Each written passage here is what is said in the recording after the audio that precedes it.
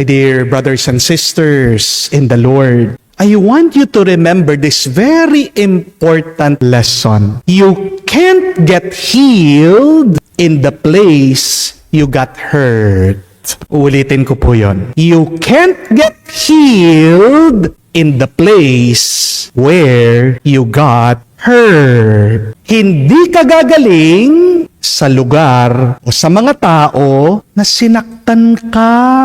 Isa po sa mga pinakamahirap na sitwasyon sa buhay ay yung nananatili ka sa mga tao o sa isang lugar na sinasaktan ka ng paulit-ulit. Di po ba? Kung hindi ka aalis sa isang lugar kung saan ka sinasaktan, inaabuso, tinatapak-tapakan, pinapahiya, binabaliwala, mananatili ka lang na mahihirapan. Amen? Kung tingnan niyo po, balikan niyo ang ating ebanghelyo, pansinin niyo to sa ugali, sa ginawa ng ating Panginoong muling nabuhay. Hindi daw siya nagpakita doon sa mga taong nakasakit sa kanya. Sa dami-dami na pwede niyang puntahan, sa dami-dami ng mga taong pwede niyang ipakita na siya'y muling nabuhay, bakit sa kanya mga alagad pa siya unang nagparamdam? Di po ba pwede naman siyang magpakita sa mga sundalo na nagpako sa kanya sa krus? Pwede naman niyang puntahan, pwede siyang magpakita sa punong pari ng templo, sa mga pariseyong ayaw sa kanya, para mapahiya sila, para patunayan niya, tingnan niyo, ayaw niyong maniwala sa akin, ito ako, muli ako nabuhay. Pero hindi, di po ba? Unang-unang nagpakita si Jesus, kanino? Kay Maria Magdalena. Pangalawa, nagpakita din ang ating Panginoon kay San Pedro at kay San Juan. At ngayon, narinig naman natin na habang nagtitipon ang kanyang mga alagad, sa gitna nila, doon nagpakita, nagparamdam ang ating Panginoon. Bakit? Yan ang tanong. Kasi unang nagpakita ang ating Panginoon sa mga nagmamahal sa Kanya. Hindi binalikan ng Panginoon ang mga taong nakapanakit sa Kanya. Hindi pinuntahan o nilapitan ng Panginoon ang mga taong ayaw sa Kanya. Kahit na ipakita niyang muli siyang nabuhay, kahit na magmilagro siya sa harapan nila, dahil ayaw siya, hindi pa rin siya paniniwalaan. At kahit na magpakita siya, anong gagawin nila? Ikukulong muli siya. Sasaktan muli siya. Yan ang ugali nila eh. Hindi po ba? Yes, you can never control what hurts you, who breaks you. But you can control, you can choose how to move forward from your hurt, from your pain. Remember that. Kaya nga po, kung inaabuso ka ng asawa mo, hindi naman po masama ang umalis. Di po ba? Lumayo-layo ka, tao ka, baka mapatay ka pa niya. Amen? Kung binubugbog ka ng boss mo dahil hindi mo nakukuha ang kota ng sales, kapatid, pumunta ka sa mga pulis, mag-report ka. Hindi makatarungan yan, hindi makatao yan. Kung binubuli ka ng mga kaklase mo, na mga kasama mo sa eskwela, huwag ka naman maging sip-sip sa kanila para lang tanggapin ka. Lumipat ka na ng school, maghanap ka ng mga ibang barkada. Hindi yung mga sinasaktan ka o binubuli ka. We cannot take so much pain in our life. My dear friends, learn to say, enough is enough. Alam ko din naman po, mahirap bumitiw.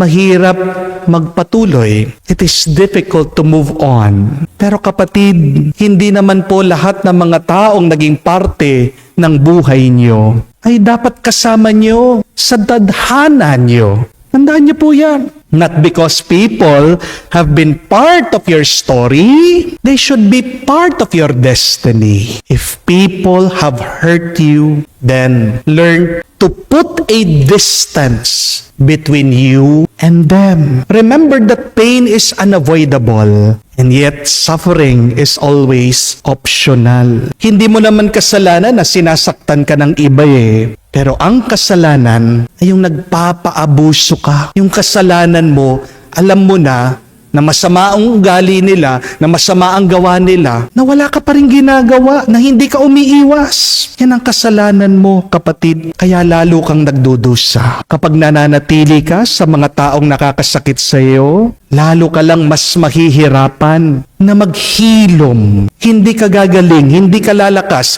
hindi ka bubuti, at lalo pang lalala. Kagrabe ang pagdurusa mo sa buhay. Kapatid, lumapit ka lang, kumapit ka lang sa mga nagpapalakas sa iyo, sa mga nagpapabuti sa iyo. Balikan niyo po ang unang pagbasa, napakaganda. Pagkatapos daw po mapagaling ni San Pedro, itong taong paralitiko, pagkatapos siyang napalakad, napatayo, napakaganda po ng larawan na ito. Sabi, nakakapit daw itong taong may sakit na biglang gumaling sa kanya. That paralytic that got healed, hold on to him. While St. Peter was preaching to the people, ayaw siyang bitawan. Ayaw siyang iwanan. Kasi alam ng taong yun, itong taong ito ang nagpagaling sa akin, siyang magpapalakas sa akin. Kaya napakahalaga po, tanong natin ito. Who are those people in your life that make you better? Please, focus on them.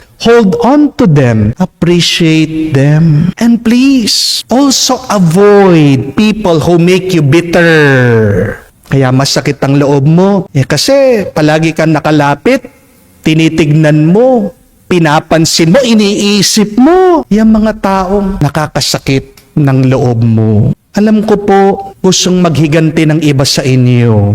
Dahil nasaktan sila. Dahil naging unfair ang ibang tao sa kanila. Pero tandaan nyo din po ito, mga kapatid, ha? Wala tayong ibang misyon dito sa buhay na ito kung hindi ang ipahayag ang mabuting balita ng Panginoon. Yan ang inutos ng muling nabuhay na Panginoon si Kristo, na kailangan natin ikalat, kailangan nating ipahayag ang mabuting balita. As our late Pope Francis told us, we should be smugglers of faith.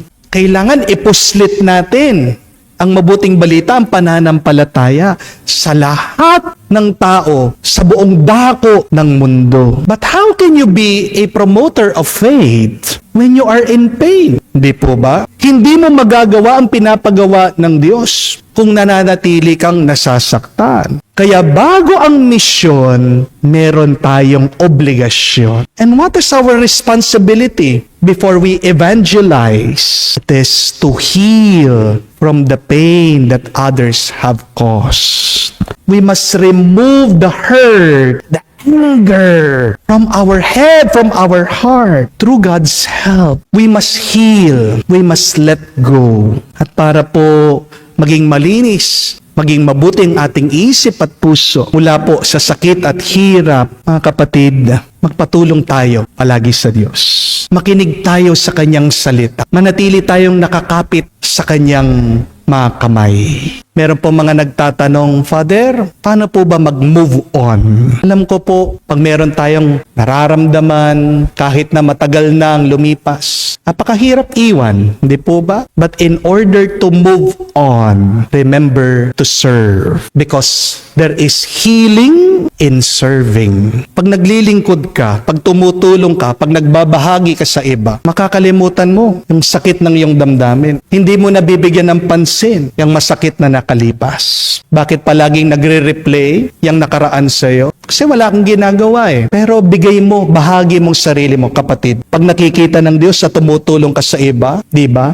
Dadagdagan ka niya, tutulungan ka din niya. How to move on from our hurts? Please serve. Give yourself. Remember, there is healing in serving. Magdasal po tayo. Naway, buksan natin ang ating isip, puso sa Diyos. Linisin niya ang ating mga kalooban mula sa ating mga galit at hinanakit. Kapatid, manatili tayong naglalakbay, nakakapit kay Jesus. Siyang ating gabay. Muli siyang nabuhay. Kamukha ng Diyos, kamukha ni Jesus. Gayahin natin siya. Kung man sinaktan ka ng iba, huwag mo silang babalikan. Because you will never get healed from the place and from the people who have hurt you. Only God heals you. Only God fills you with His grace. Kung nakatanggap ka ng pagmamahal galing sa Diyos, kapatid, huwag ka naman maging selfish. Magmahal ka din kamukha ng Diyos. Diyan mo lang mararanasan ang tunay na tuwa at kapayapaan. Amen.